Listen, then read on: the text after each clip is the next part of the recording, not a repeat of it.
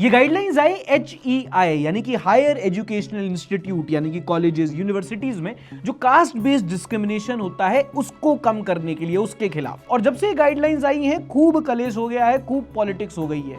वो Instagram creator बस एक दूसरे की गुद्दी पकड़ के मुक्का नहीं मार रहे हैं एक दूसरे में, बस बाकी सब कुछ कहा सुना जा चुका है। फर्स्ट थिंग्स फर्स्ट, एक चीज जिसको लेके पक्ष और विपक्ष दोनों राजी हैं वो ये कि इसका इंटेंट अच्छा है।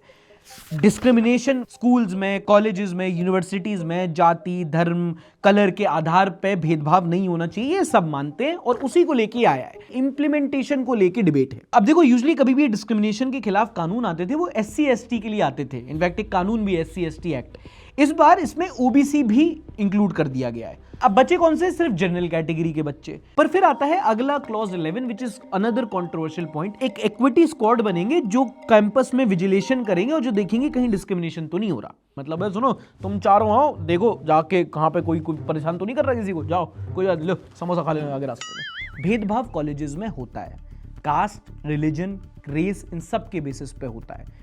एक्सट्रीम होता है, कई बच्चे उसके चक्कर में अपनी जान भी ले लेते हैं।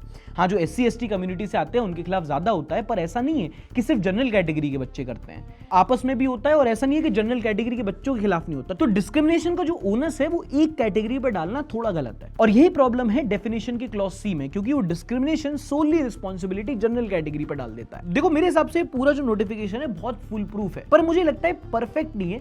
इसमें लूप होल है लाइक दिस पॉइंट। एक सेंटर होगा, सेंटर के अंदर कम्युनिटी होगी, कम्युनिटी के अंदर मैनेजर होगा। ये आपने सब कुछ अगर ऑर्गेनाइज कर दिया है तो ये स्क्वाड का क्या जरूरत है? क्योंकि स्क्वाड में किसको रिक्रूट किया जाएगा, वो किस बेसिस पे डिसाइड करेंगे डिस्क्रिमिनेशन हो रहा है कि नहीं, उनके अपने मोटिव होंगे, ये कोई डिसाइड नहीं कर सकता। इसकी कोई भी जरूरत नहीं है।